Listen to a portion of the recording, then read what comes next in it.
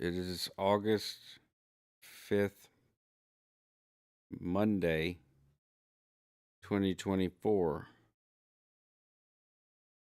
I just sent Alex a. I heard a Lulu. I just sent Alex the mix from the drafting session this morning. Went for a walk with Stone.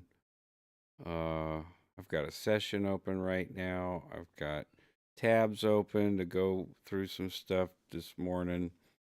But I'm gonna start off by just playing the music that was drafted last week or so. It's rough. It's just drafts, but it's a song called "Bed Spins" that was. You won't hear the lyrics right now, but they were written by Scott Whidden, a friend of ours from um, Kentucky, and he's a teacher, or was a teacher, professor at Louisville, in Louisville, Kentucky, Louisville University. I don't know. He went to crazy amount of school for writing and stuff, PhD, and he's written a few songs for us to play over the years.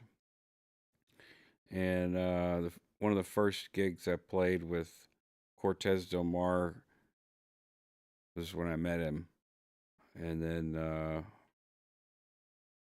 there were only a few gigs, and then he moved for graduate school. But this is the music. This song has been reimagined over and over again since 2005, probably.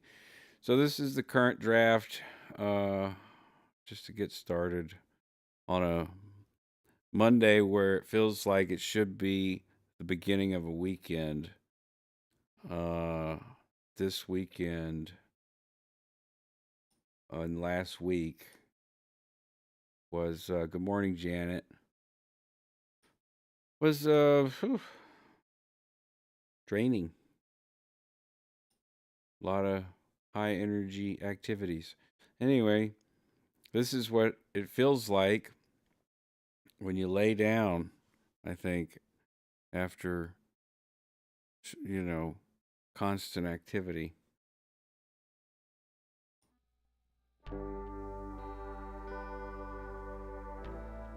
Here's the session.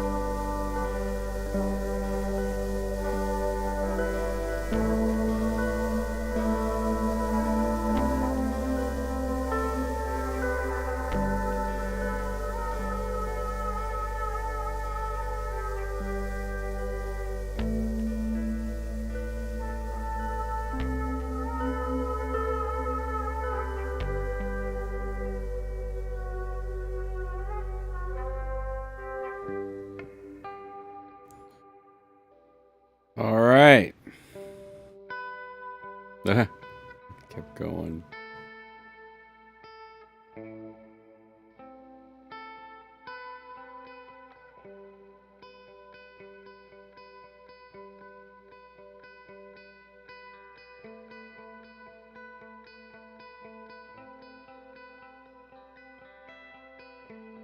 It's such a vibe song.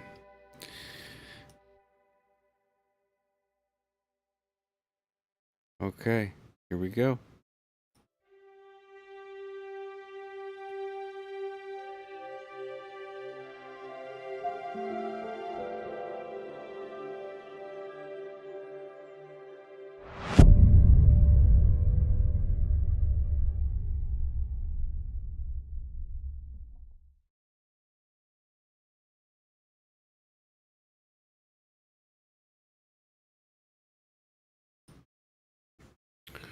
All right.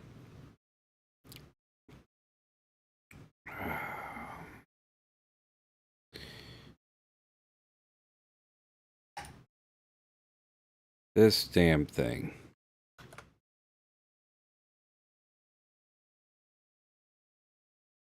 Not much here. I wrote something in the beginning of the year. This was republished. This was one of the first things I wrote after doing the video. Maybe I even wrote it before. The original date is not there. I need to do some work on this. The Shopify store is currently unavailable. Yeah. Uh, got 3 members now. I didn't realize that on the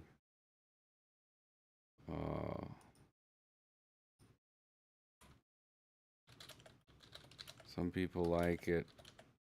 Some people don't like it. All I gotta say is, what color is your Bugatti? It's an obscure reference, but yeah, instead of buy me a coffee, buy me a Bugatti. Okay. It's a clip from an old video viral thing. Um, what emoji? Oh, how about that one? Here we go. Oh, sending you love and peace, Marcus. Thank you for being like a brother to me. Well, I sent you a track this morning, and you can do something with that. I sent you the track this morning. Main mix, because I actually am sending that piece of music over to Alex. Do. Sent you the track this morning. Main mix. Just track over that. See what you come up with.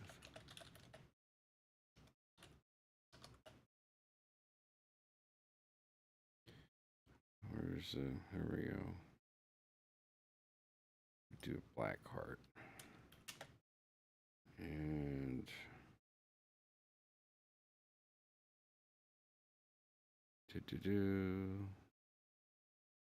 peace and love to you too, brother.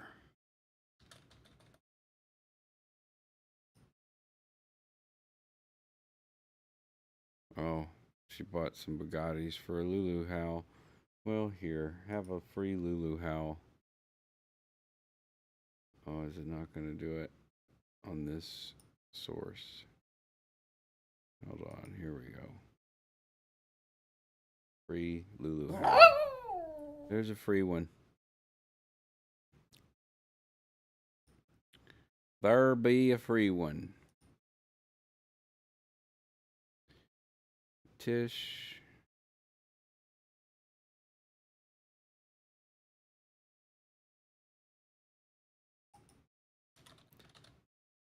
Thank you for being a friend. Golden Girls theme.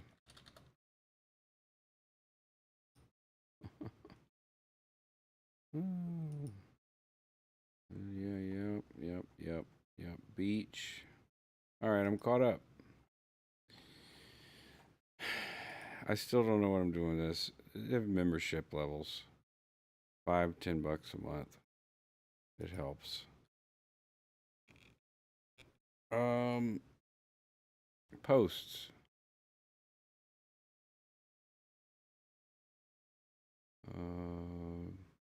Great. What could I post? What could I post here? Good morning. Hey, I was just messaging you on BMC, Alex. I sent you the track. No vocals. I know you meant what you said. I feel the same way, dude. I want a big hug. I want to be able to hug you. Soon. Okay, add an image. I can add an image. Why don't we add an image and make a post?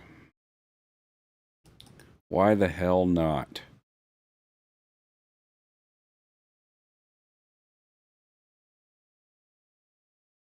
Okay, I'll send you the lyrics. I'm going to send you the whole take with Charles Skeeter, as we call him, Charles Lyons, with his vocal. Now, his vocal part he's got a very distinct style of singing. It took him a long time to develop his voice, so he's tricky to sing along with, but doing backing, like if oohs and ahs and stuff works really well. And it is possible to sing harmony with him, but you really got to listen to all of the little inflections. And I know you know what I'm talking about because I'm sure your mother has talked about this, but and sure probably trained you on it in some form or fashion. And I hear it in your vocal performances too. The just the attention to every little nuance in the vocal performance. And some people you're not going to be able to mimic what they do, so you have to come up with something that complements it instead of sounding, and it's tricky because you have to do it melodically, and sometimes they don't sing melodically. So you kind of have a stylistic thing. So you have to adapt style, which is, and also be on whatever melody or pitch general area that they're singing in. So I need what have I got here? In theta. Lots of in theta. Tons of in theta. There's a big old folder in there. It says Tammy Sinovac. That's a bunch of in theta right there. So in theta. Okay.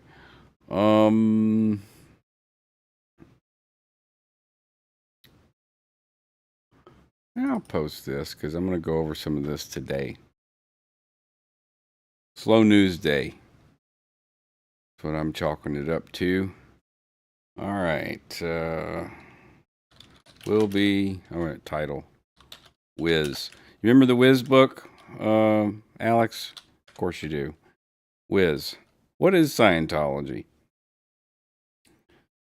Um, I'm a gamer, so I was like, there was this really great game released by BioWare. It's a company that has a lot of legendary game developers there who know how to make a really good game, and they have a lot of great writers.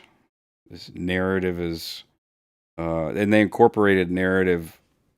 Basically, the game. They made a game that was as epic as Star Wars or Star Trek or anything like that, playable.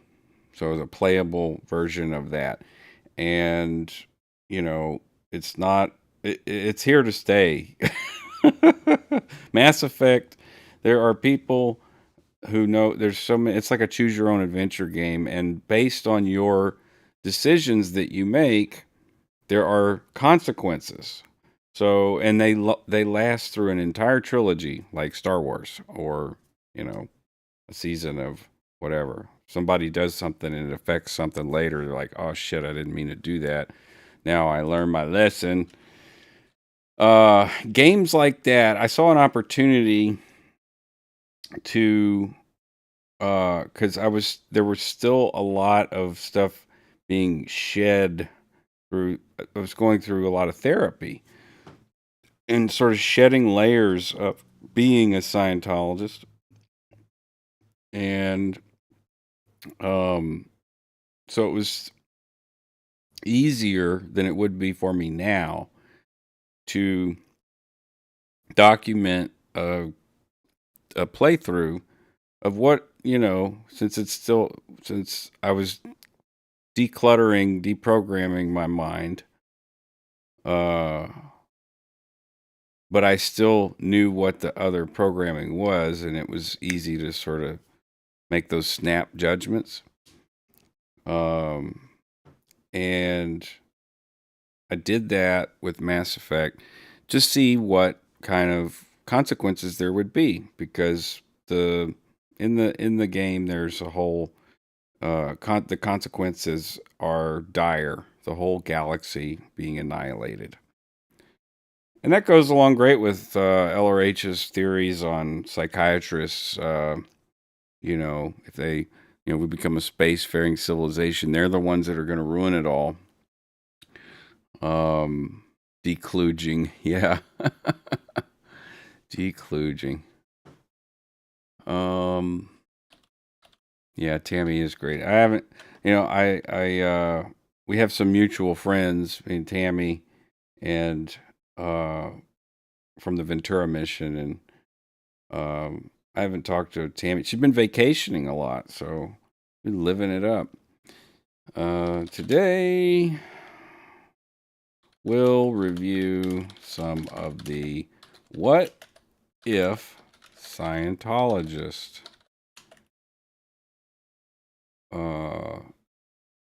I don't know, video documentation, because this could be improved upon, I'm sure, and made into clips.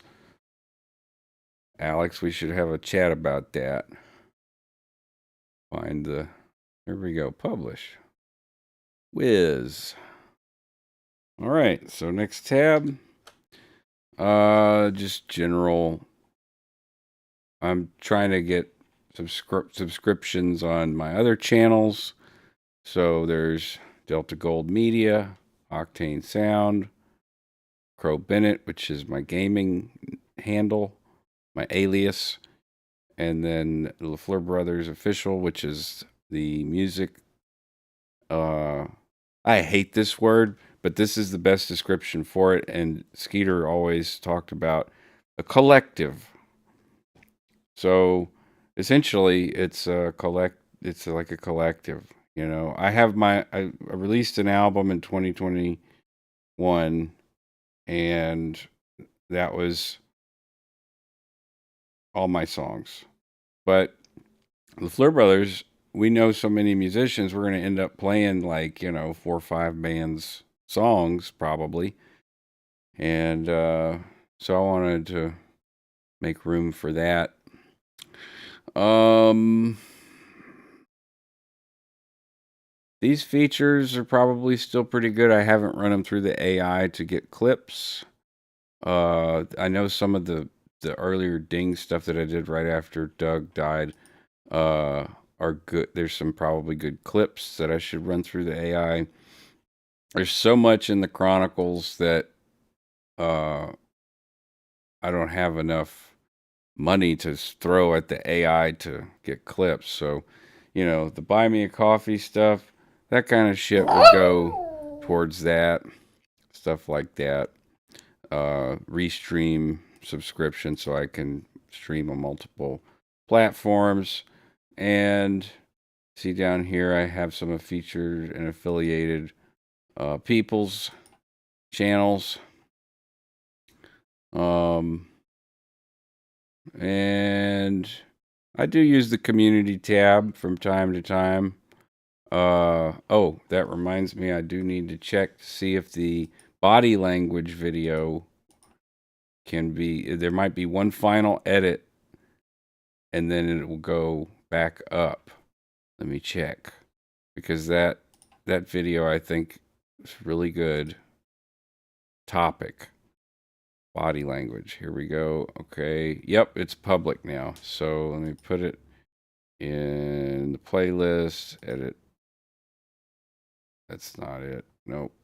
Okay. I'm going to have to go into here and go playlist. I'm going to make this a feature. That was basically a feature. So body language is now in features, because that was something I actually had some shit to say about.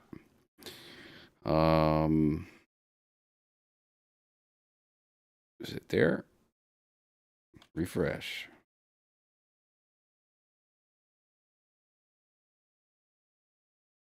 Body language features. I do not see it. It's at the bottom. I'm going to drag it up to the top. I'm in the recliner and not. Here we go. Yeah, I'm just doing this. You should do this on your own time. No, I'm good. This is when I can get it done. All right. So now that's fixed. Should be. Go there. There we go.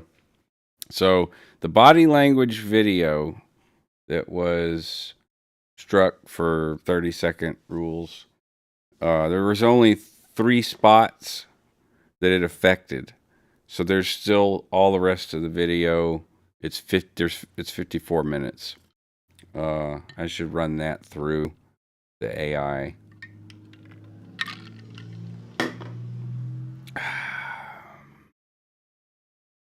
And let's do some comment review, because Whitney said some stuff over the weekend, digging through some of these old clips.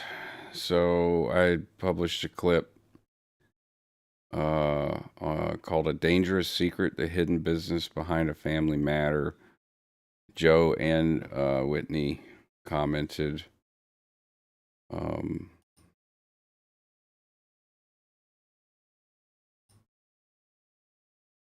miss Doug. These discussions about family were so helpful to me.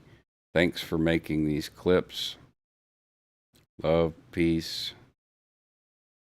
And that looks like a scale. And thanks for, or love, peace, balance, I guess. And thanks for being so open and honest. It is so hard. Okay, well, let's see what the hell the clip was. It wanted a family matter to be solved, and the families knew each other, and there was business involved. So it was like, my mother was in this really precarious position. Mm-hmm. And Travis's adopted family were also on the sort of the social outside circle of all of that.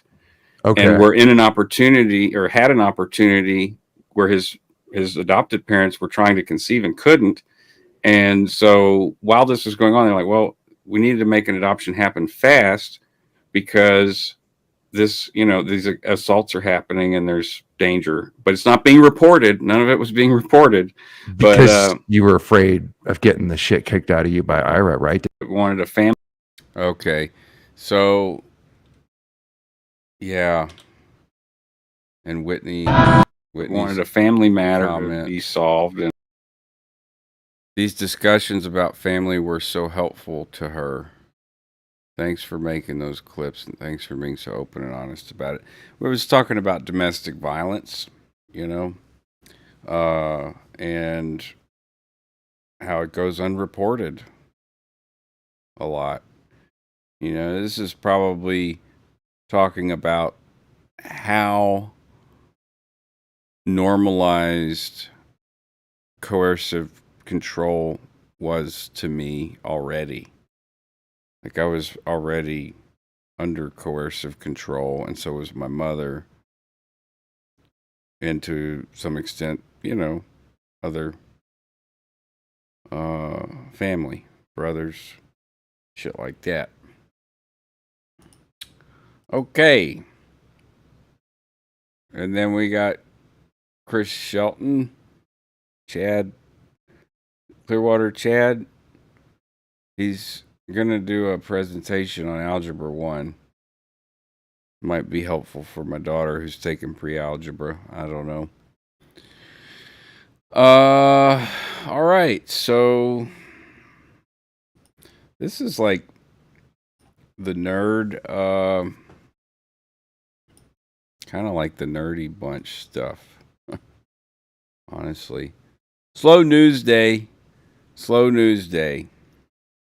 That's what they call it. Is this one? Or, yeah, we'll try that. Let's see here. Don't you want to live in a wog world? Option to the. All right, so yeah, I'll make a big screen here. So this was oops. Damn it. F11. No. Maximize F11. Okay. That and F11. Control H. There we go. All right. So I had played through as a staff member. You'll see. I framed it all up. And I think I can do something with this. But I'm not sure I should. There was a guy, 'cause like I said, Star Wars people, if you know anybody who does who's into Star Wars, and you start, like, have you ever seen two Star Wars fans go at it? Like, they'd be like this. They'd be howling at each other. So Mass Effect is kind of like that. People think Commander Shepard's a sort of a holy relic. Some people. And there was a guy who commented, was like, really serious. He's like, I can't believe you did this to Commander Shepard. This is horrible. This is an abomination. You should delete this. So this is the introduction. I've been playing a lot of this lately because it's single player. I haven't had much time to play with my buddies, and I don't think we didn't do a broadcast last week. So, excuse me. This is part of a self-inflicted masochistic urge in gaming to just, punish myself.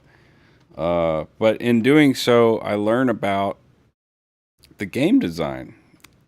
Playing on extreme difficulties and doing ridiculous things and explore whatever. Go like not the 100%, not the 99%. Like you get 100% of everything. Um, you get all of the creative stuff that was added to the game. You start to notice nuanced things, and it seemed to be a really interesting way to look at or to provide an example of uh, in a way that's understandable somewhat. I mean, if you're a gamer for sure. Even if you're not a gamer, it's just narrative, it's story. So without producing a big television series about it, uh, to sort of get an idea of what is expected of a highly ethical Scientologist, in which I frame Commander Shepard, that person. So basically, David Miscavige. Okay. So, this is the introduction to the wrap-up for the What If Scientologist series, which is related to, well, the WIS Wiz. There's a book in Scientology called What is Scientology? And so this series is loosely based on Wiz What If Scientology. The What is Scientology book is very large and it covers a lot of well, it covers almost all of their core beliefs. So this is What If Scientology, Mass Effect 1, and this will cover the first two videos, the first two streams. I went back and watched the proof of concept and I had some tweaks and stuff I wanted to make, so I went ahead and just wrote out what I needed to cover. So, introduction. Mass Effect is a trilogy video game franchise that depicts the efforts of a hero named Commander John Shepard. In this series, I framed him as a Scientologist to show the nature of being a staff Scientologist to the best of my abilities. I chose this franchise first for the Wiz series because the branching story arcs presented throughout the trilogy and how your decisions as you play Commander Shepard quite literally shape the universe. The decision and action that you make as the player will affect the game universe from the first game to the second and the finale, Mass Effect 3. So, in the beginning, you're asked to provide some information about Shepard's past. I believe this playthrough, I chose the sole survivor of an epic battle on a planet called Yakuz, where Shepard narrowly escaped with his life. It's open to interpretation, but I'll be sharing my interpretation. So, for the purposes of the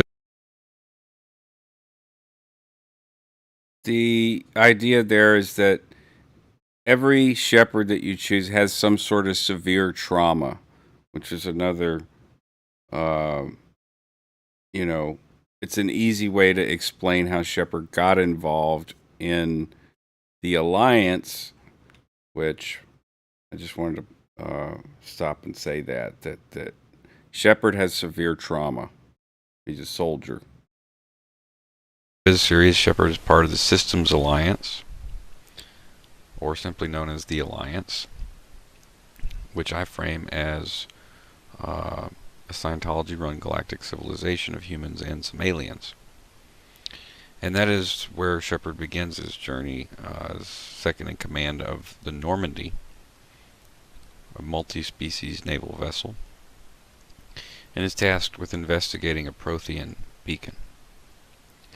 Now, Protheans are an ancient civilization that were highly advanced and possessed technology so powerful that all species in the Milky Way seek to find any Prothean artifact, as it usually advances their technology uh, by several hundred years, if not thousands of years. So the first mission was not on any of the streams. Eden Prime, Shepard is tasked with finding the Prothean beacon, but is also informed that he'll be accompanied by what is known as a Spectre. A Spectre stands for Special Tactics and Reconnaissance.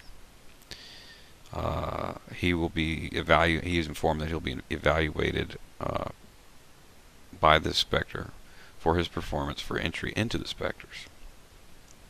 And for the purpose of the Wiz series, I'll redefine what a Spectre is, or would be in Scientology. Someone highly ethical, someone who is above all rank, and someone with nearly unlimited resources. Or a kakan, another word they use in Scientology. So while the first mission isn't in the stream, I'll summarize it. Shepard finds longtime Alliance member Ashley Williams, who is the sole survivor of an ambushed Alliance security detail. In the process of losing a member of his squad, Shepard loses a crewmate in that ambush, and Ashley takes that crew member's place. Shepard finds another Spectre has murdered the Spectre that was on board the Normandy, and from a local witness on Eden Prime, gets a name. So this Spectre is important because he is the main antagonist in Mass Effect 1. His name is Saren. During his chase, during Shepard's chase, he encounters artificial intelligence resistance called Geth. They set bombs to blow any evidence that Saren was there, the smithereens, and essentially cover up what Shepard will find. Well, Shepard actually finds the beacon, and the beacon gives Shepard visions. In Scientology, you can easily frame this encounter as electronic implanting of a Thetan. So Ashley Williams investigates the beacon, Shepard knocks her out of the way, and then Shepard gets the implant. Now, the implant has lots of mixed messages, but aboard the Normandy after the mission, he tells the doctor, synthetics killing organics, Geth maybe hundreds of thousands of organics, they're just butchering them. The Normandy then sets off to the Citadel, which is the seat of governance in the Milky Way galaxy. This is where they meet Counselor Udina, and for the purposes of this series, I'm fairly confident in framing him as David Miscavige, or someone like him in the future.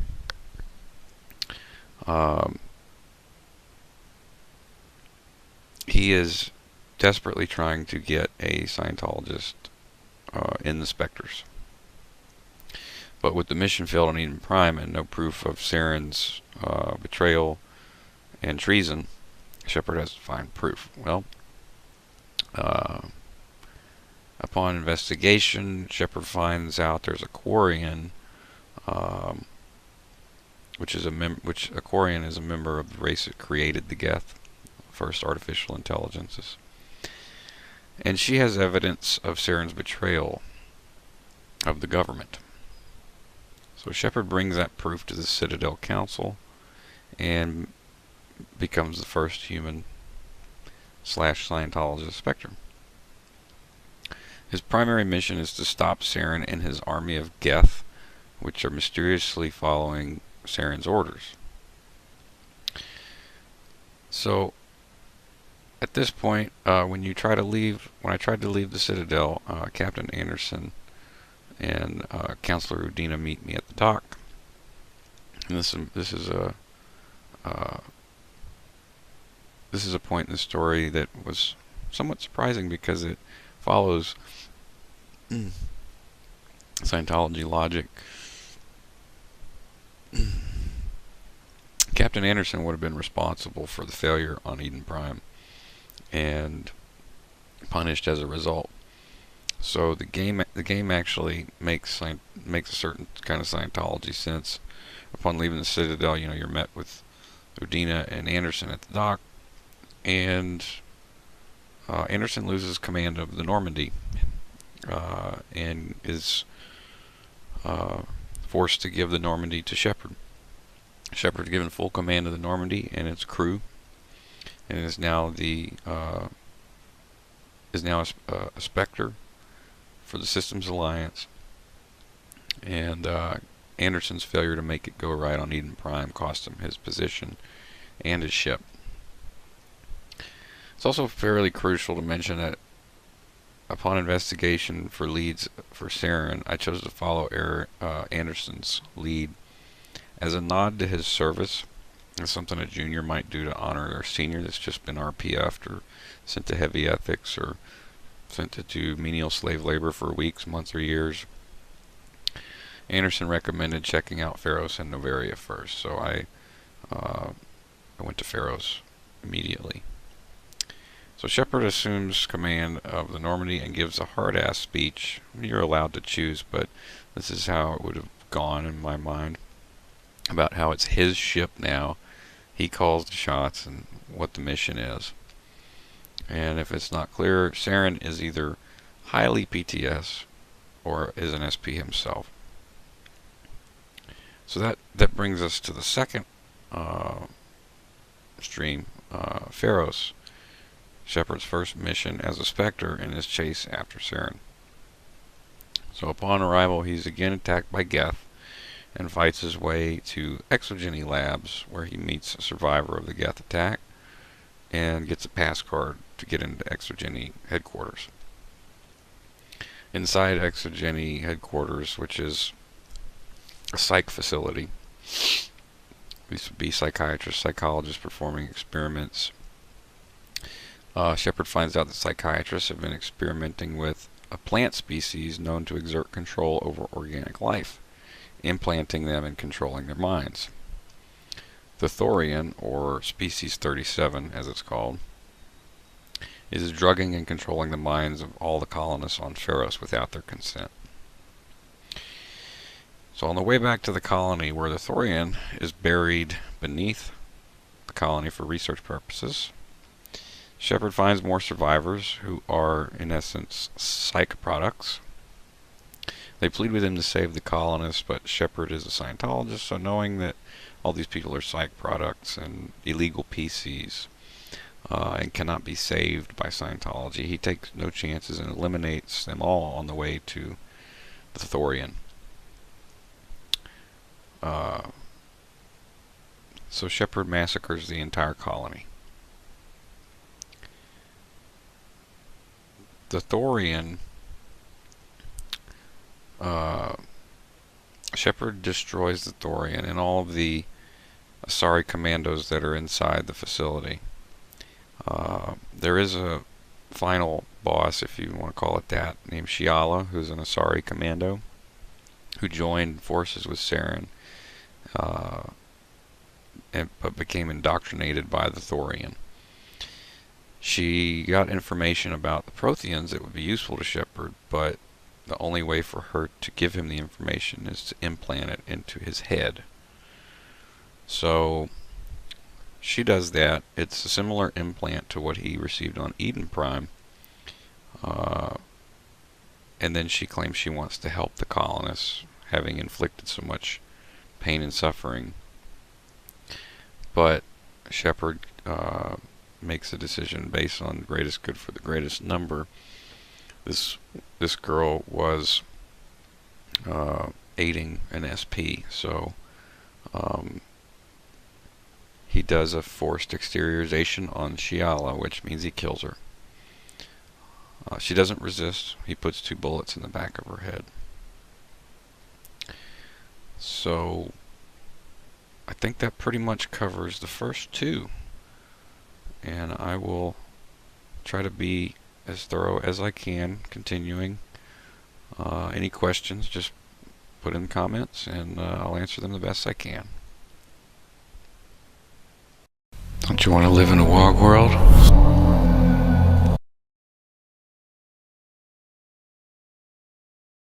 Okay. So there are, after that, a total of 32 videos. And some of the decisions, these are probably some that, look at the links. Yeah, 2-hour sessions, looks like.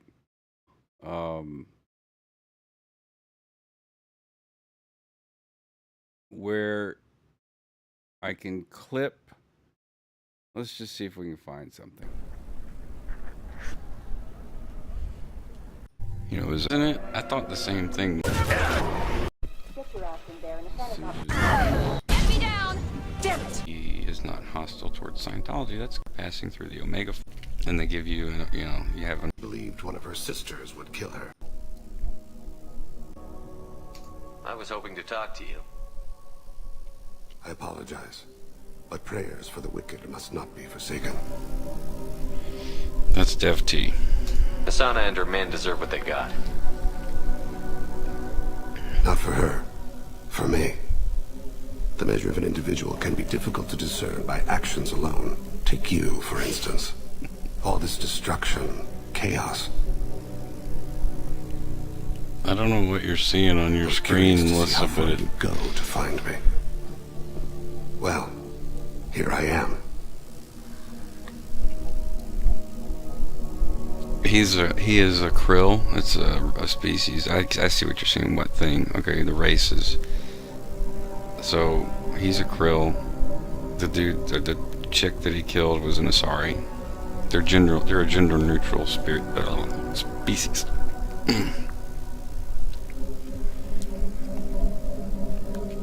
He expected me. So he's an OT. How did you know I was coming at all?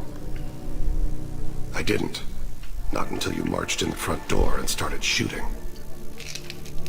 Nasana had become paranoid. You saw the strength of her guard force.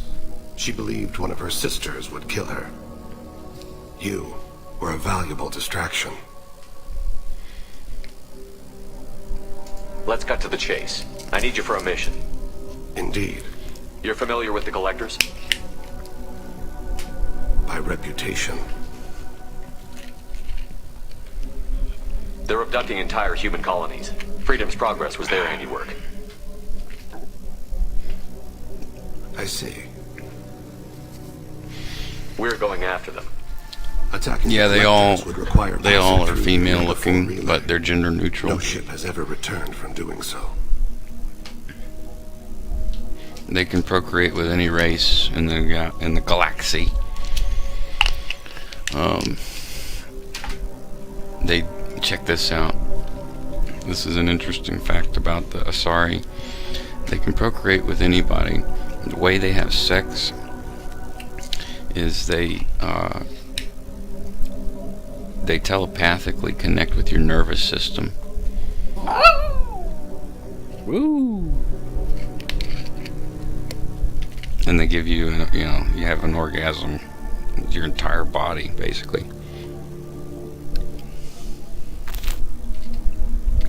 I don't know if you remember in the first game,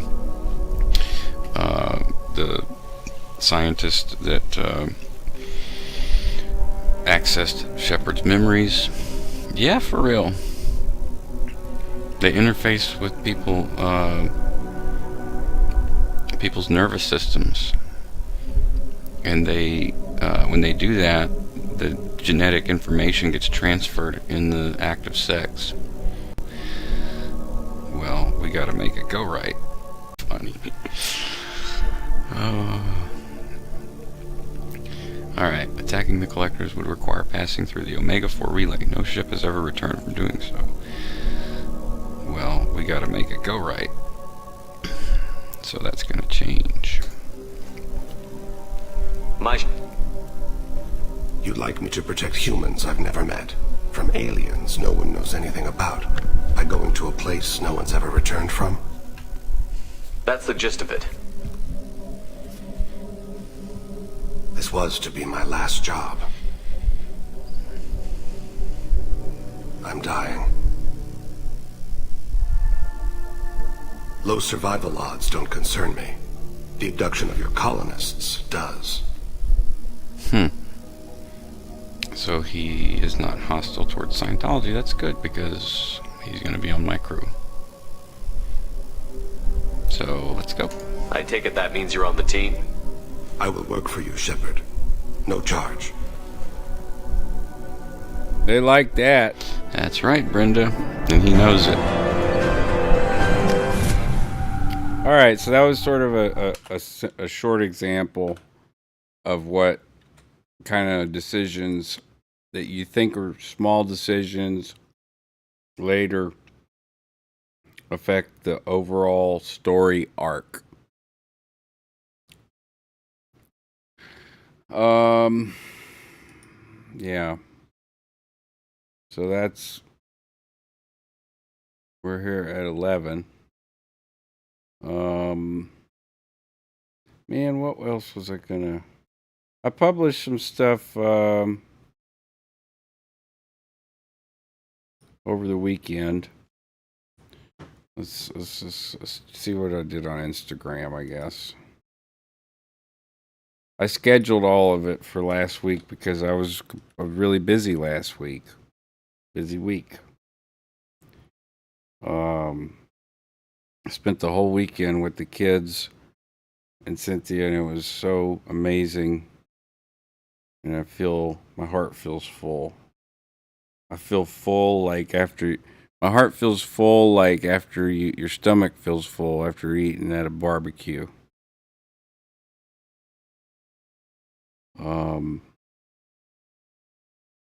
And I don't know how to feel about it, kind of.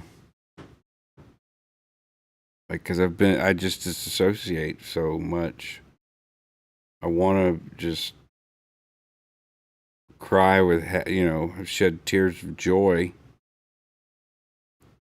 But it's just not, it don't happen.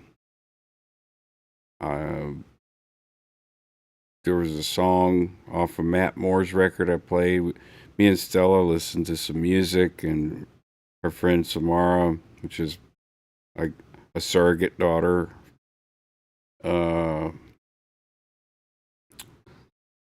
she's our adopted daughter, but we just don't have the papers on her yet, is what my mom says. And we were sharing music, and it was just, it's something I've been waiting for a long ass time, to be around my kids like this, like a family. And it feels really good. So, what the hell was I gonna go to? What was it?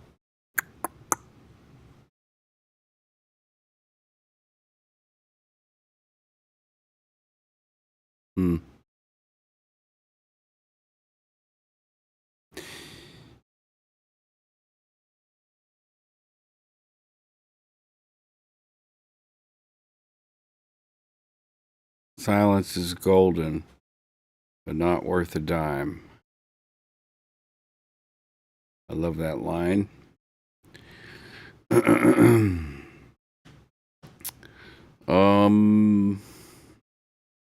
Who's here? Slow Monday. Oh, I was gonna go to the Instagram in Theta Insta. Okay, so I published something I'd scheduled the last 3 or 4. Oh Lord. Just log in. Come on.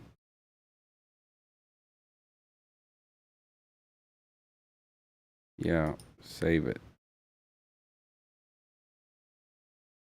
Okay. So got this one. I don't know. Let's see when this was published.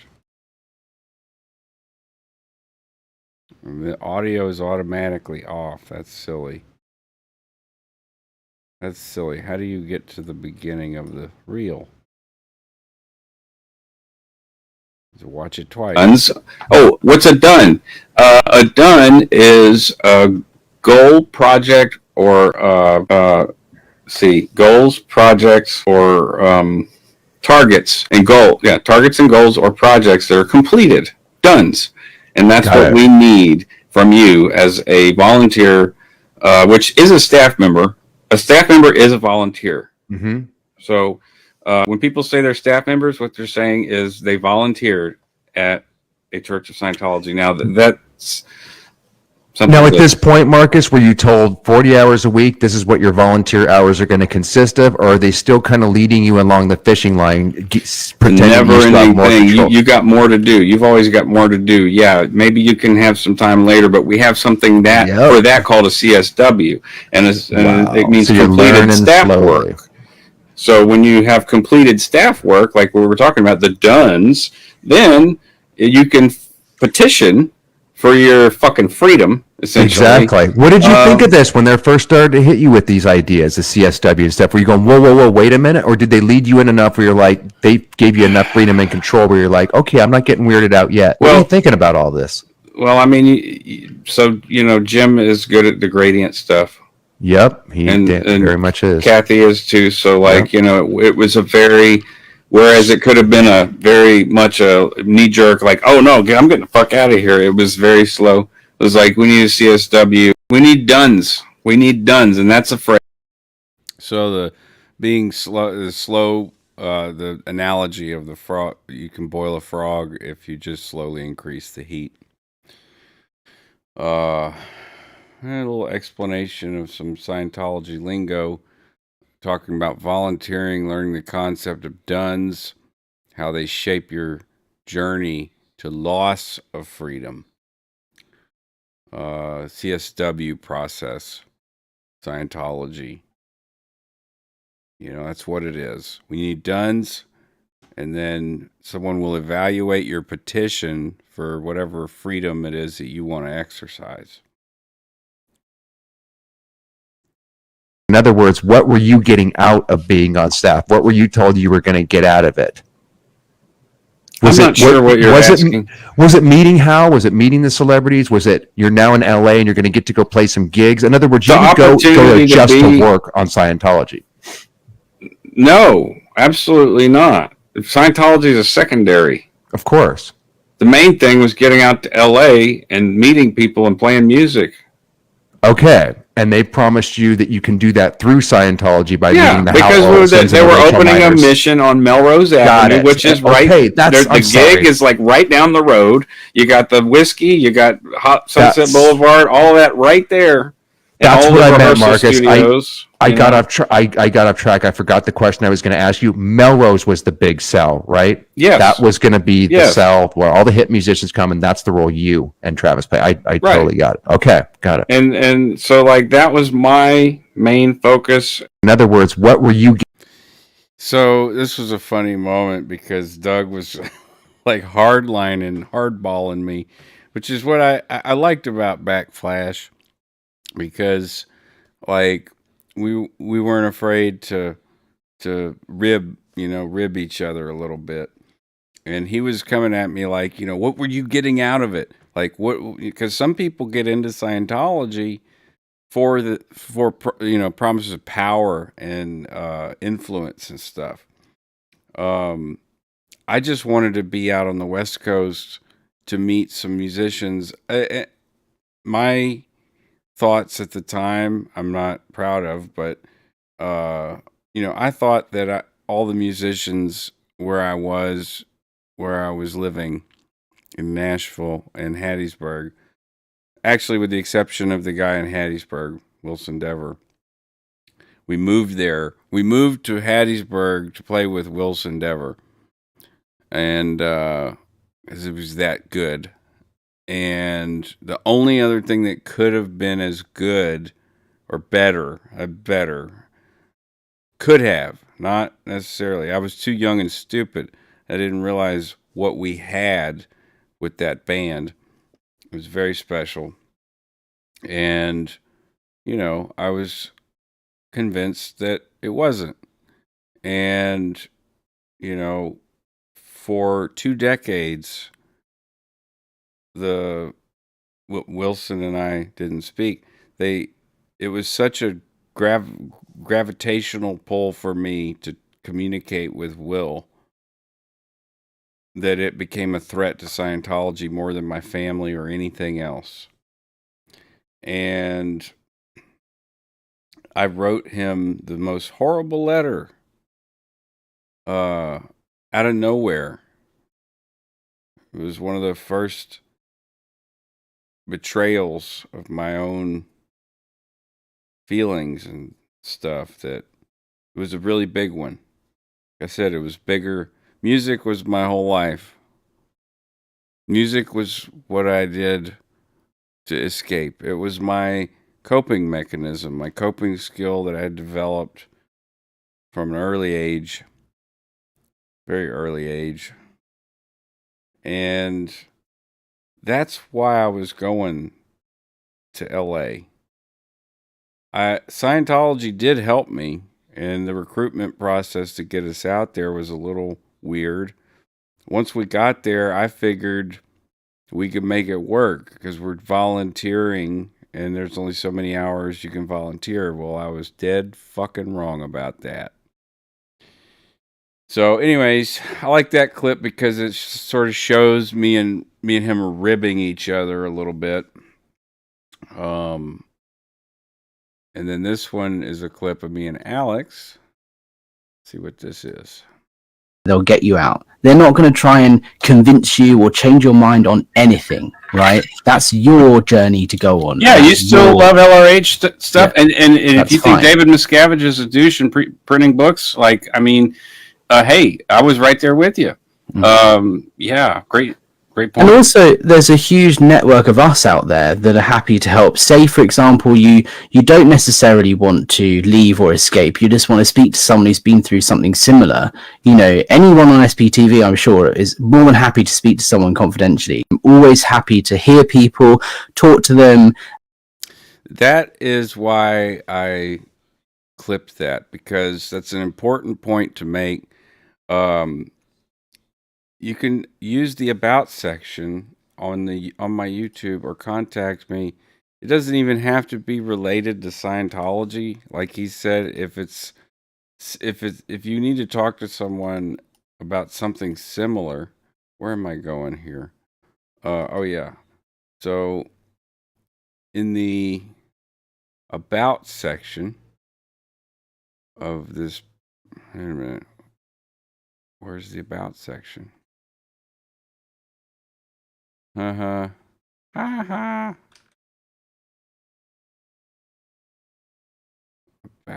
Oh yeah, right here. Okay, so it's not the about section. It just says more. At the top here, if you don't want to be part of the what me and Doug called the freak show. In other words, like going through your traumatic deprogramming experience, like in public and talking about it and becoming a person of interest, which you would become if you were a Scientologist and you worked at any of the major orgs. You would become somewhat of a person of interest if maybe just for a little bit, but you may not want that attention. And I would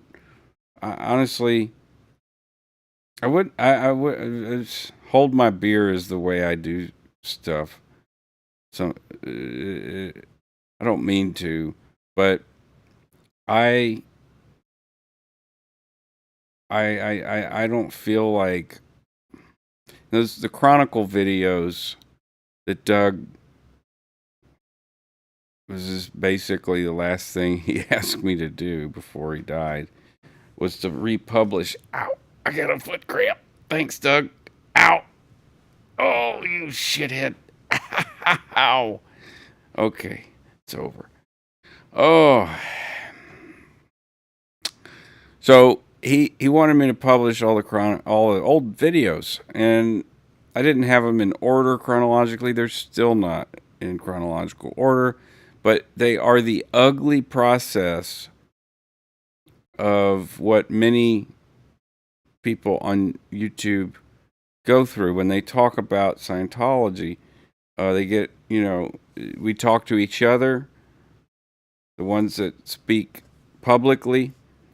Some people, I can only speak for myself, but I spoke out because there was no one in my family or in my group of friends that could really understand it. And I know that there's tons of people out on the internet who were interested in it and would help me work through it, or at least, be somewhat supportive. I also had a lot of trolls and stuff in the beginning because there was only I don't know, 4 or 5 YouTube channels. Mark Bunker had the oldest one, I think, and all of those channels, including mine, were targeted by OSA, and in one way or another. Like, I would have people come into my chats or make comments and say, "This guy doesn't know what he's talking about," blah, blah, blah. And anybody who reads the news anymore knows that Scientology is a coercive group. Very, very bad, dangerous organization. So, and some people think that it's harmless, harmless in the way that it's stupid. Like, how could you be so stupid?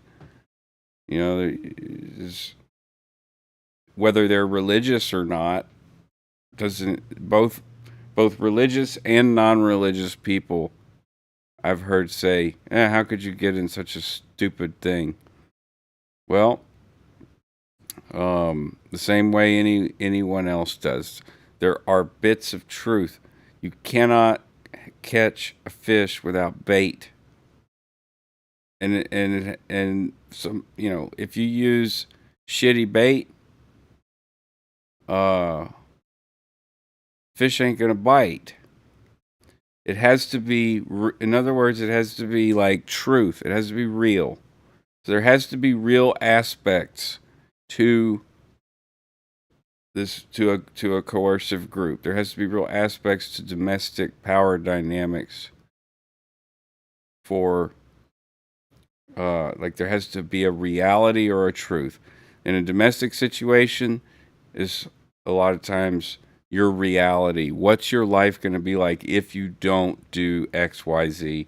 What is going to happen to someone that you care about if you don't say X, Y, Z? It's all the same shit. So, that clip with Alex I really like, because I know that there are people, because I have been contacted multiple times by a lot of people. Y'all don't know who they are.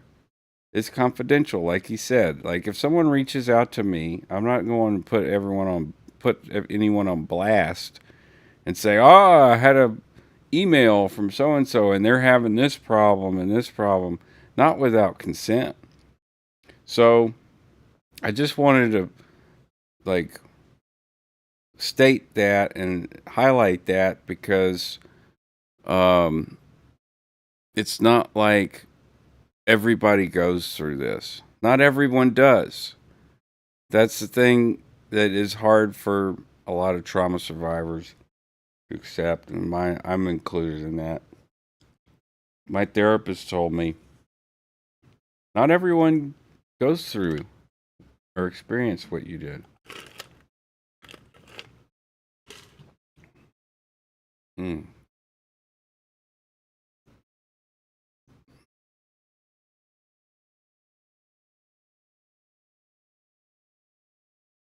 Mm.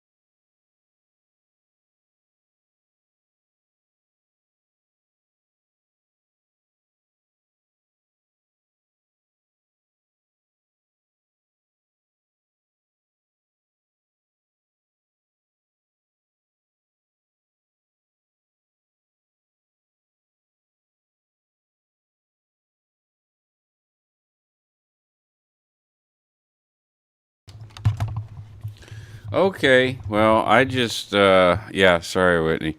I just went and puked. Oh my God. Are you late? I think it's pretty good. It's probably worth a replay. And yeah, still got 45 minutes. I had to go vomit, apparently. Just came out of nowhere. That happened before one time when I was talking to Matt Moore after we did the record. I was talking to him, and we hadn't talked in a while, and all of a sudden I'm just like puking. I was like, oh no. Oh goodness. Oh goodness. Yeah. Wow. So I went over in today's ding. I started going over some of the old Mass Effect What If Scientologist series, and it's a cool little recap how the narrative fits so well with Scientology and Scientologies. It's pretty easy to frame the game with Shepard being one of David Miscavige's henchmen, a true blue dyed-in-the-wool Scientologist who doesn't have time for your Dev T or PTPs. I do use a lot of terminology in there, but I see this footage now. I'm glad that I did it when I did, because it was a lot, actually, and I don't want to do it again. So I'm going to see if I can clip the videos that I have and, show examples of, oh, this is how a Scientologist makes a snap decision. And what is it about? Why are they making that decision as opposed to a more sane one? And so I can explain that with the quick. I think I can do it quickly with the clips. So, like little clips on doubt, or little clips on develop traffic. There's a lot of that actually in the Mass Effect series, and the consequences of the actions are pretty dire. Yeah, I made it all the way to. I think I made it all the way through the entire trilogy. Lieutenant Commander. Come on, get up. Here, take this. We've got to get moving. This is Admiral Anderson. Report if anyone. So I'm pretty sure I'll be able to clip all of that stuff, make short clips that are multimedia, that sort of mash up gaming content, cult stuff, specifically Scientology, but not just Scientology. Because many other groups have similar types of, if it's not the exact same thing, it's something similar. So, like, good example, Catholics, masturbation, okay, Scientologists, OW write-ups, masturbation constantly. So, yeah, they just want to know how many times you're jerking off, I guess, and what you're jerking off to. Let's see. That one was Stream 1 and 2 overview. This is new game Pharaoh's wrap up. Maybe we could watch that. That was one that I produced. I was going. Actually, maybe I was ahead of my time, because this. Don't you want to live in a world? This almost looks like how shorts are presented now. All right, so Control H, then that, then Control H. Mass Effect trilogy.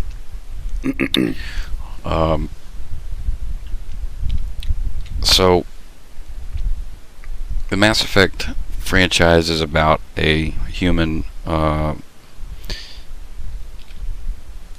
human in 21.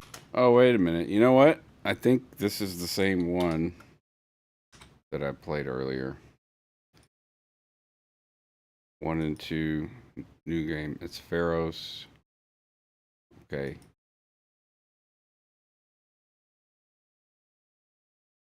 So this was a series idea. I don't know if it's applicable to all games or even things, but like other clips, like what would happen if this happened to a Scientologist? What would they do?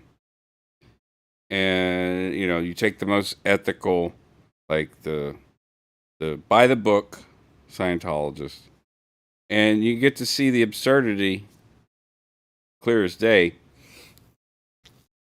But you also see the results, which is terrifying how efficient it can be. It reminds me of like the horrific efficiency of the Germans in a lot of things they did to minorities. Or the British and French and Spanish colonials did to their own Native Americans. Horrific shit.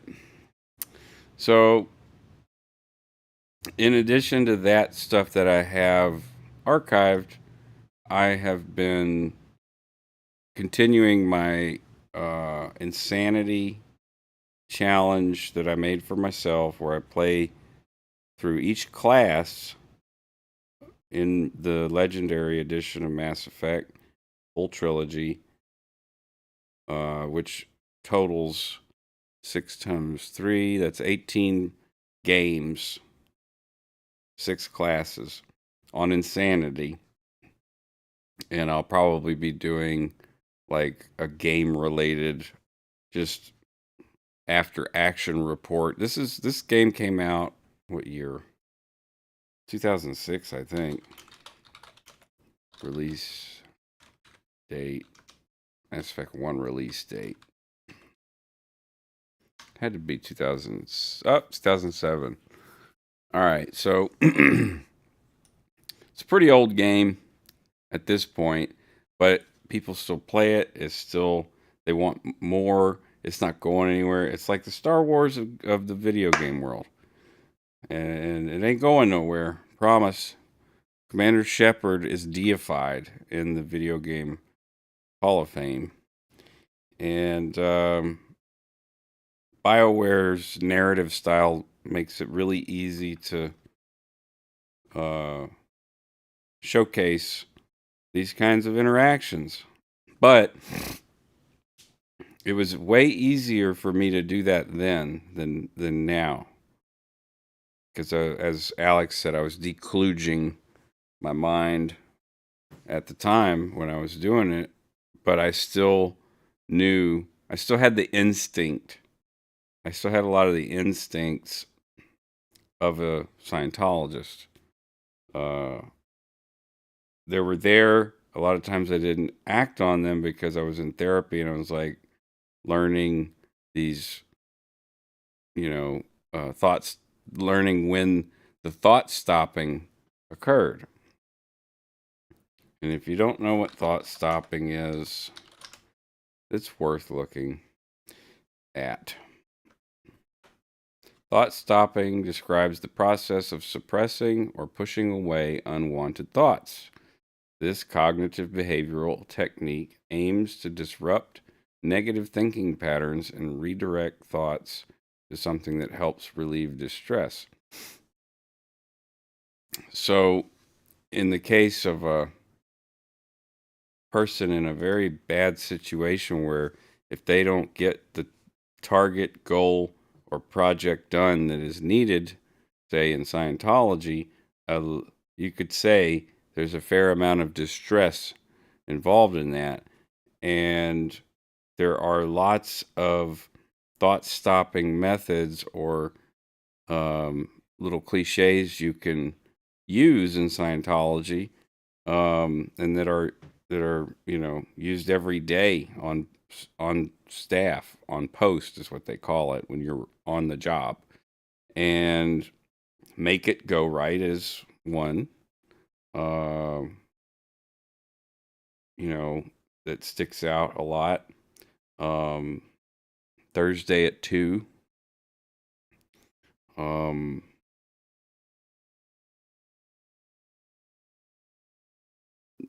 Being OT, BOT,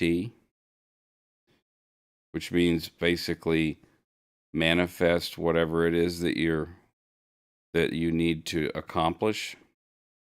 Like, oh, go sell 30 books.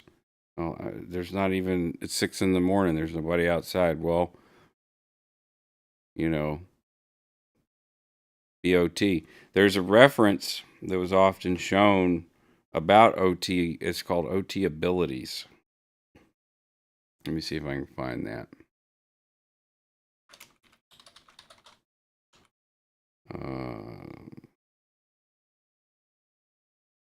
OT abilities. What would it be? Was it a bulletin? OT. This thinking overtime, I think. Scientology. You can put that in there. Scientology OT levels. Maybe this is it.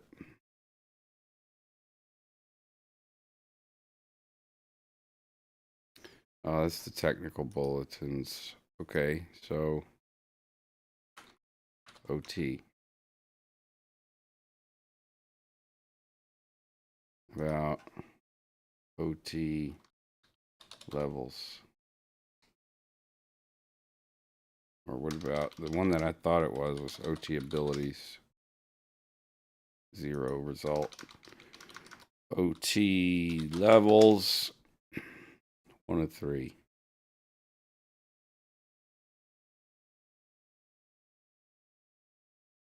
All right, where's the zoom?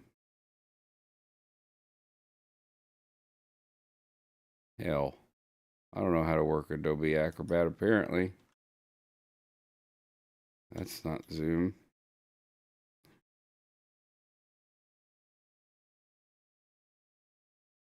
And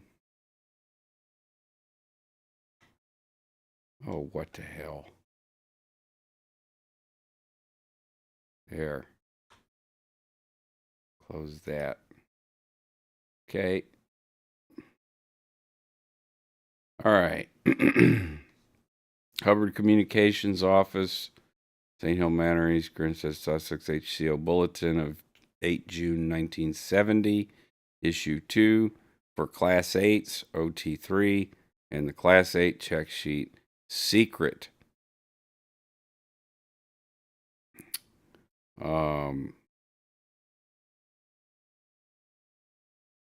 This is not the reference I was looking for. Okay. At least I know. Okay. OT abilities. Scientology. Oh, come on, damn it.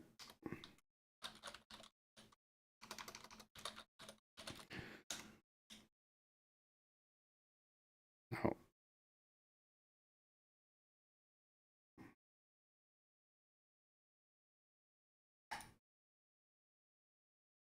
Seven superpowers is mental floss available to Scientologists. Immunity from physical ailment, psychic abilities, and super intelligence. Super senses, telekinesis, mind control, and universal stopwatch. 6, controlling the people around you. 7, become like a god and create your own world. Like I said, manifest whatever your target goal or project is to completion or to the satisfaction of your senior. And that's how that shit works. You know, Alex went through this. Doug went through this. Everyone who has come out and spoken about it has gone through this one way or another. And belief is such a powerful thing that you can assign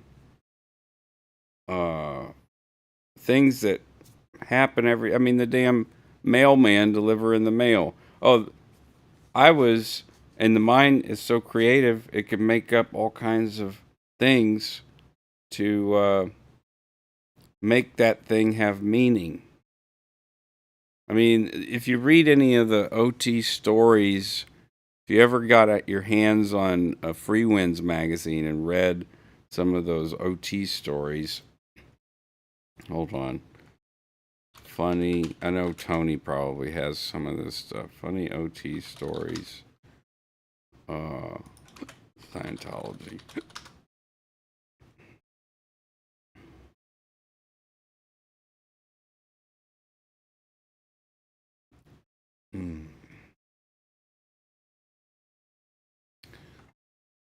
Let's see. It'd be success stories. Success stories. OT success stories. Scientology. It's, you know, would you like to write a success story? Okay. Oh, click the wrong link. Here we go.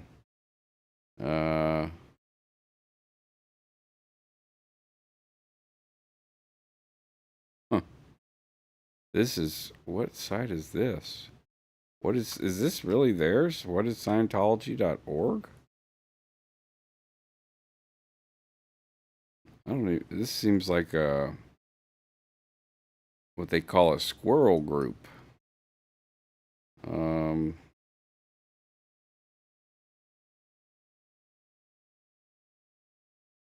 OT phenomena.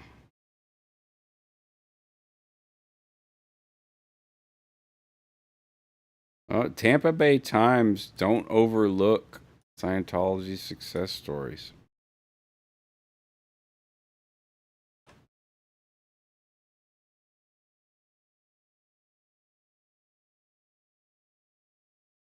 Wow. They say it works. Tampa Bay Times. I guess money, you know, you pay a writer enough money and a newspaper enough money and they'll print anything.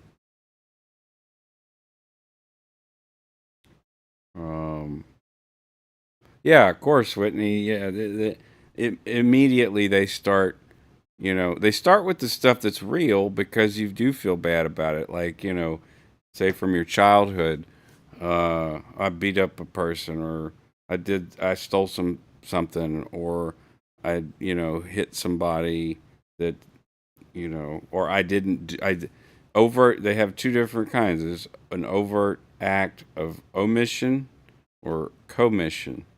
So, commission is when you did something like I hit my sister or I kicked a dog. And I mean, unless you're a perfect human being, you're going to have things like that. It's called regret. And so you write your regrets down. Well, when you're done with all of that, you do feel better for some reason. So that part works. But then once you've done all of that, they need more. And as long as you're with the group and you get assigned ethics conditions, which you will, they're going to continue collecting that. That's why they're assigning you conditions. If they don't feel like they have enough to keep you to shut up, a lot of, almost all of this stuff is manufactured after you have, and that goes with fair game, even if you can't find anything on somebody, create it. But once you're done with all of your real, I'll call them like your real life regrets, and you got some relief from that, they let you sit in that for a while. It's part of the process. Like, you want them to feel good. They want you to feel good so that they can get into your circle of trust and have more influence over you. And the the manufacturing, just depends on how long before they if you only have so many regrets and you get through with your confessions, like within, say, I don't know, 6 months, a year, like that's about it. Like I was 20 something years old. I wrote a lot of stuff down that I really did do that I felt bad about, and I felt great writing it. I felt better writing it down and confessing it. It was like, a secret, suppressed. Um, and, but, after all of that, they start asking you, they did give you prompts. And I don't know, I'm not comparing Scientology to Guantanamo Bay torture, but we do know that from Guantanamo Bay that people will admit to anything to make the torture stop. And the I think a big argument for people who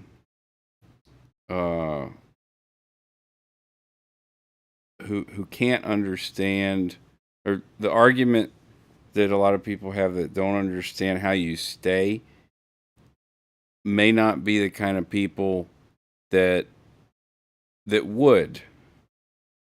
Maybe they wouldn't. But there is like once all of the environment is controlled to a point to where, like, if you step outside your door or inside your door or walk anywhere, like someone's going to ask you, what are you doing? And it starts to feel like you are in a prison. And so and as soon if you decide to leave or go for a walk, people are looking for you. And so it starts to feel like, guards, prison guards. And enough time around that, I would say it's dependent on the person, but I'd already been conditioned for this stuff. So, like, I didn't leave. I wanted to resolve it. And I think that's a trap that a lot of people could get into in a situation that was similar to mine. Is you want to resolve it. You just want it to be resolved. But then they won't let it resolve because there's always more that they want. They want to have it because at a certain point, if they know you're going to leave, they'll string you along as much as possible and have an auditor, come put you on the meter and ask you questions. Are you sure you haven't committed any overts on the first dynamic, second dynamic, third dynamic, fourth dynamic, fifth dynamic, sixth dynamic, seventh dynamic, eighth dynamic? And you end up right. It's like they ask it so many fucking times. It's like, okay, yeah, sure. I thought this about God, and I feel bad about it, and because I'm not sure about what God is yet, whatever. And that was an overt on my eighth dynamic because I'm putting confusion in instead of affluence. I should be affluent on my eighth dynamic. It's just fucking crazy, man.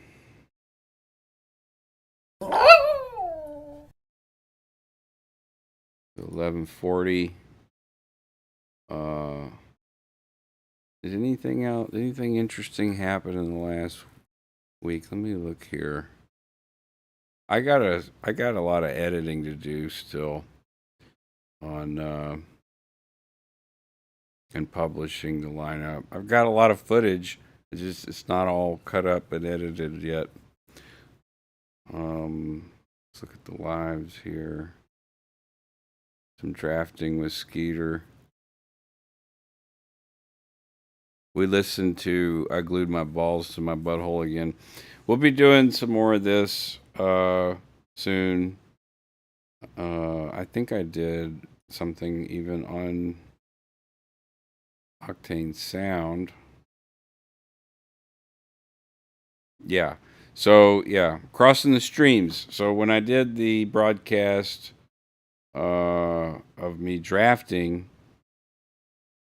since any one of the studios that is in the network that has OBS, which at this point I'm the only one. There's the other one here in town that I will set up for broadcasting.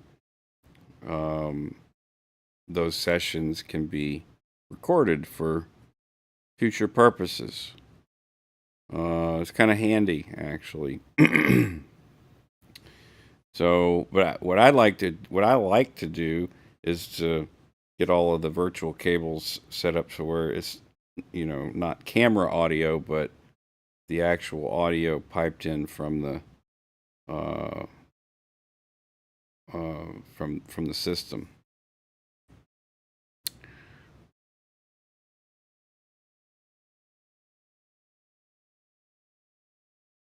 Manchurian Candidate.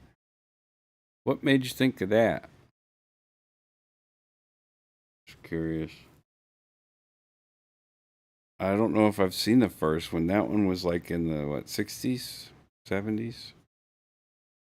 I probably have. I'm because it used to be on TV. Probably wasn't that age that interested in it. I saw the newer one.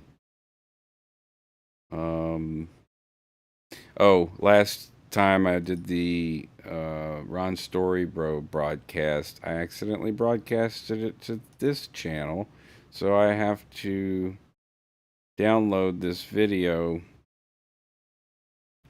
and upload it to the say what? By tapping try it free, you're agreeing to these terms. What the fuck, man?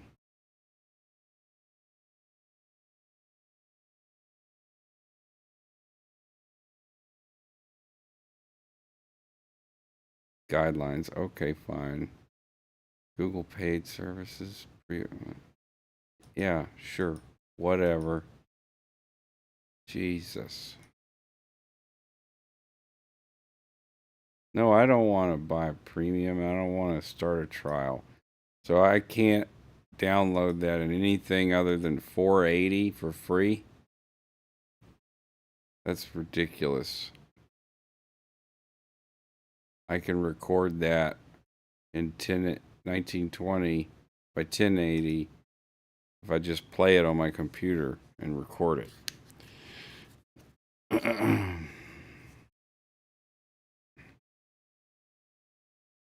Oh, the mind control. The first one was great. You were speaking about being worn down to compliance. Yes. Yeah. And it's like this in the military, too. A lot of the guys I game with, I'd say a good 50% of them, were in the military. And when we get to talking about life and stuff, and they learn about my experience in Scientology, and I'm talking about, they're like, man, that's not like, I mean, there's some fucked up shit that doesn't happen in the military that you're talking about, but like a lot of that is like just like being deployed. So and it has to do with the compliance. Like, if you don't, in other words, you put a enough enough fear or punishment on a group, especially if you do it with a group. You get the group cohesion. You punish. It's that classic Oliver Stone moment too in Full Metal Jacket. They're paying for it. You eat it. So when you do that over and over again, everyone falls into fucking compliance because no one wants to suffer the consequences. And then if you get singled out, it's like even more intense, if that makes sense. So this is now available to play here, so I'm gonna have to body language, click things faster. I should probably just all the stuff that was violation is now gone, but it only took about 30 seconds out of the video. So for the most part on the video, I followed the YouTube guidelines. There was just three parts that had to be cut. Incredible. All of them are incredible singers, but all of their body language is very different. Under pressure. But Queen is, arguably a good band, right? I would say they're a great band. I would say we're a fantastic set of musicians that could communicate with one another in a way that was special. And these well, if you watch Freddie Mercury, he's already got the theatrics going. He's got his little he's making gestures. This guy here though, he is in a space. He's got his eyes closed. This is at Budapest. But hey Whitney, this is in Budapest. He's probably got a crowd of thousands of people in front of him, and he is zoning out, man. Maybe he trusts Freddie so much that he can do that. Maybe that is something there, an instinctual trust that you develop after, sometimes it develops quickly, and other times it doesn't even have to develop. It's just there. You are able to interpret people without speaking to them. And it goes beyond music, but it really shines in music. You can see it. So, continuing on here. And when I see this image here of the crowd, I see all of these, and who knows if these are the real people that were there, but I see each one has different sort of, they look like they all have their own reason they love Queen or Freddie or Brian. It's very interesting to me. So Freddie is super confident. He exudes confidence, and that not only affects the performance from the audience side of it, but it really does affect the band too. And the band can sort of, if they have a strong, confident person like Freddie, and you've got the rest of the band that can communicate. A lot of times the bassist and the drummer will have a thing, and I have a video I'll show of that. A good example of it, anyways, from Woodstock '94 with Bob Dylan's set. And yeah, so this video was live. It was a live broadcast, and then it got immediately taken down because of I went over the 30 seconds, but this is body language, the lost language. Oh look, we got 8 thumbs up there. Wonderful. And it's on the front page under features. So that's the latest feature that I've done. That would call a feature. A lot of times, Mondays, I'm just sitting here bullshitting with y'all. And speaking of bullshit, like, I hope that y'all's week is starting out okay. We got the rest of the week to go.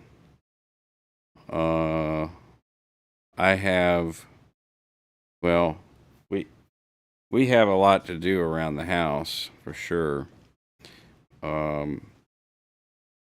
But I'm still coming down off the high of spending the whole weekend with the kids and Cynthia, and it's when I talked to my mom last night, she said it's like a dream come true, isn't it? And it really is. For years, this it's like I've been fighting in one way or another to get closer and closer. Inch by inch, it feels like, to where I'm at now. And the kids just they had a ball. And they really enjoy themselves. They're glad that Dad's back, and I am too. So, school starts next Monday. There's plenty of shit to do. Well, it starts here next Monday. And there's, hey, Ann. Good morning. I already said that. Went for a walk with Stone this morning.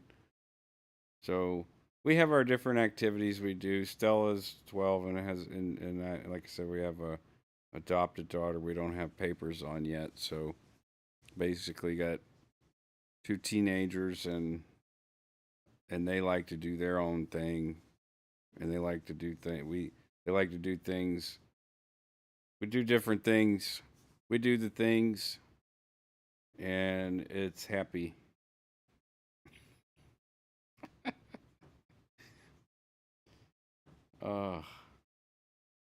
So I'm grateful. I'm a lucky guy. And I puked in the middle of this broadcast. What song is that, Whitney? Oh yeah, that's the other thing is, there's just so much music that is now kind of reaching out, or musicians reaching out, music, a lot of the drafting stuff. Got a lot of material to work out. Got a lot of life stuff to do.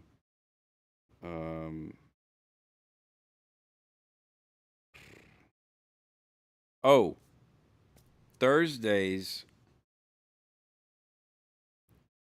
I don't know who this pertains to other than Whitney, really, but only because it was like a regular listener.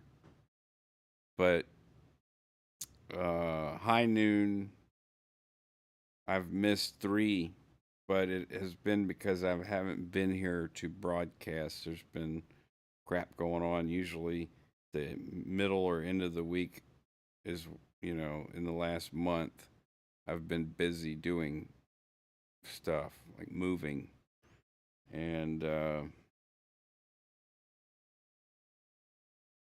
you don't know the title.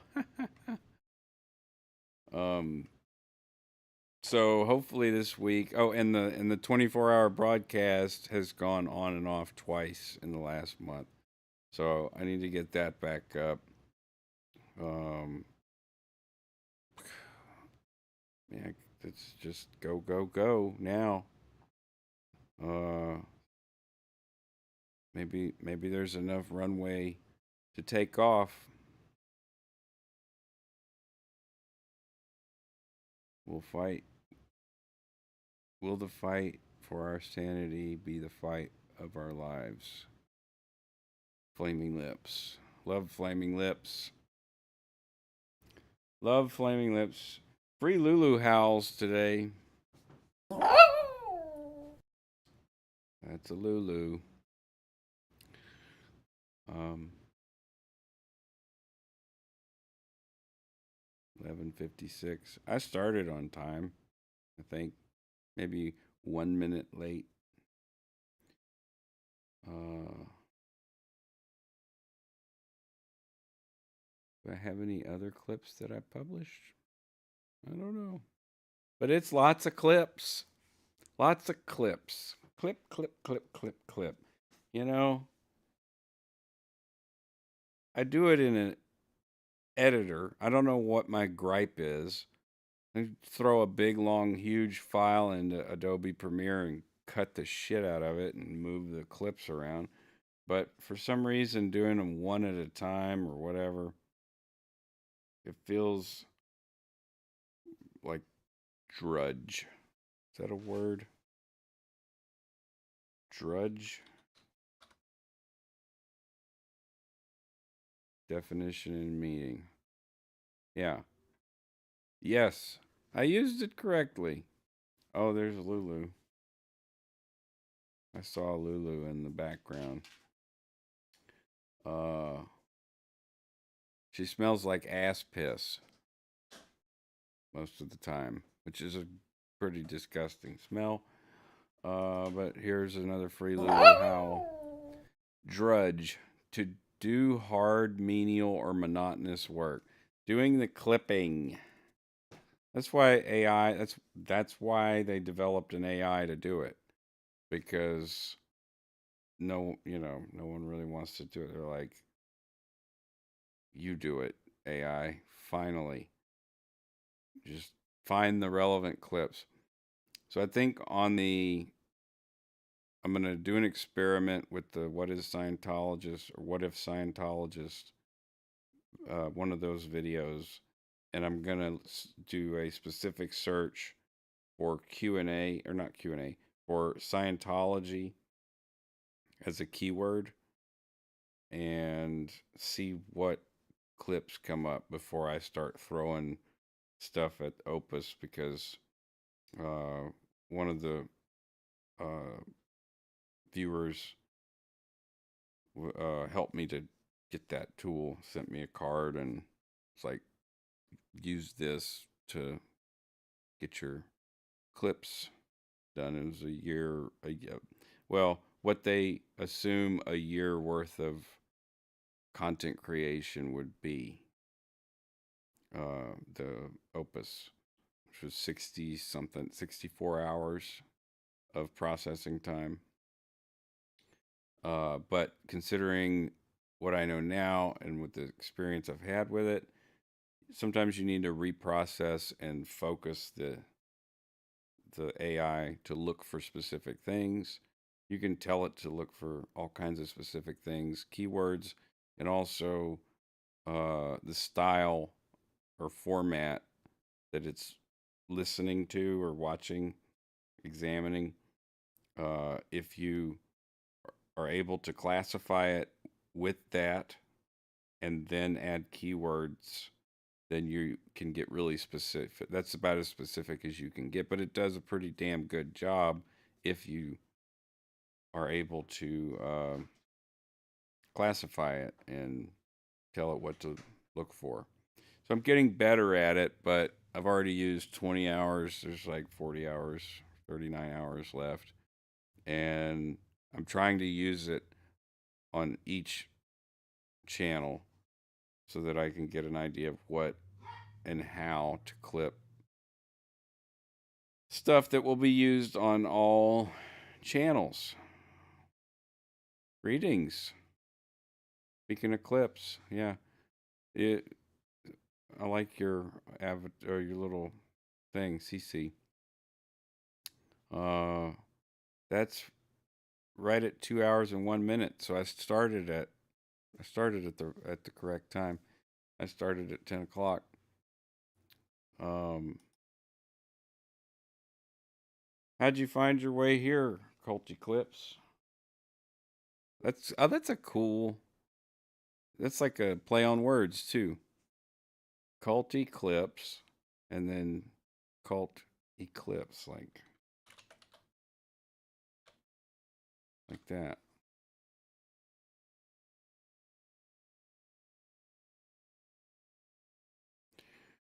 What you doing in my waters? We're giving away free Lulu howls today. So, there you go. That was for you, Culty Clips. Browse around. There's what? Let's look. 387 videos. There's a fly in here now. Driving me nuts. I'm going to have to get the fly swatter. I may change the time on Mondays. Schedule is subject to change within the next, well, until when school starts and everything is situated, there may be a schedule change.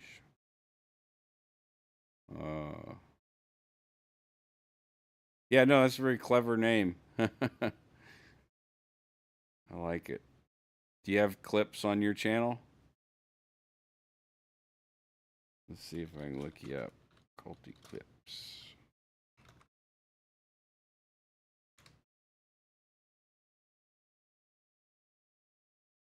Oh, I put Clutty Clips.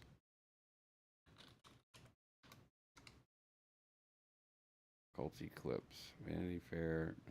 No. I don't see Culty Clips.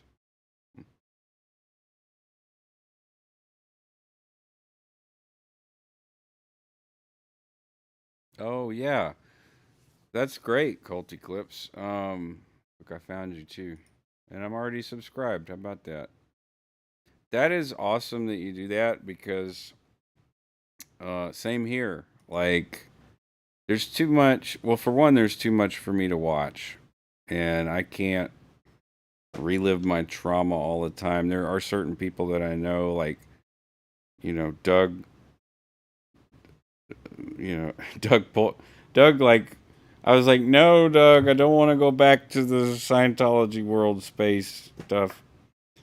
And then it was like SPTV. He's like, you gotta come SPTV. Okay. But there were some good things that we talked about.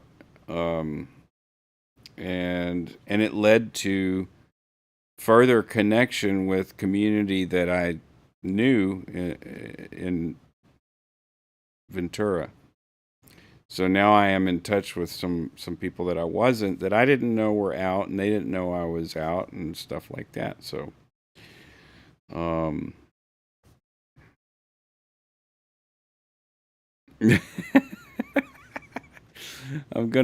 Whitney, I'm gonna catch up on what I missed this morning before you barfed. I'm sorry you barfed. I'm fine now. You know what it was? It was the nicotine salts. Sometimes if I have an empty stomach and I do that, it's rare, but yeah, it was a combination of that and not eating.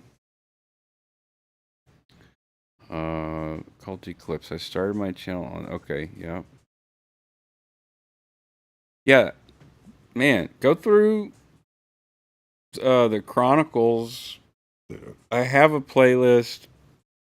I mean, assuming you want to make more clips. There's stuff. All the backflash stuff is on the main page, and Well, this is great. People who left Scientology. This is fantastic. Hey, there's Alex. Scientology humor. Yeah. So I'm gonna clip a bunch of the what if Scientologist stuff, because I remember there being some really funny moments in there, and it's cross topic, like multi subject matter, like it's gaming, it's cult, and it's psychology, I guess.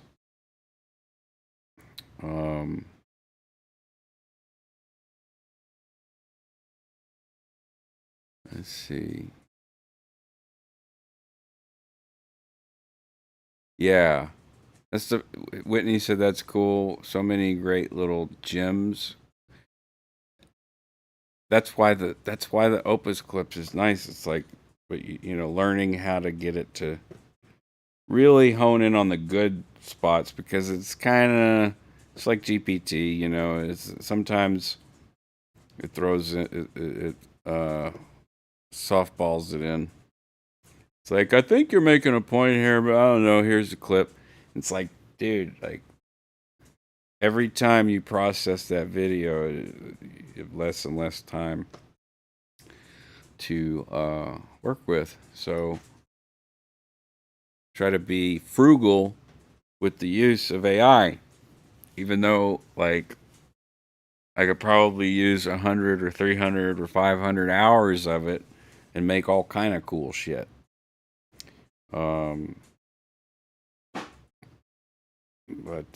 Anyways, yeah, that's today, the 5th of August, 2024. And I wish everyone a wonderful week. Friends. Hello, friends. Doug, you say that. Friends. One last free Lulu howl. Here we go. There it is. I gotta get up and go eat something. But welcome, Culty Clips. Feel free to browse around and find stuff. I'm gonna go check your stuff out. I love that you have a playlist for former Scientologists, because if you're a Scientologist, you come across something like that, and you see how many, like it could be shocking enough to where like I have to check this out. I have to look. So thank you for doing what you do with your channel. And you're welcome here always. I'm gonna press the button.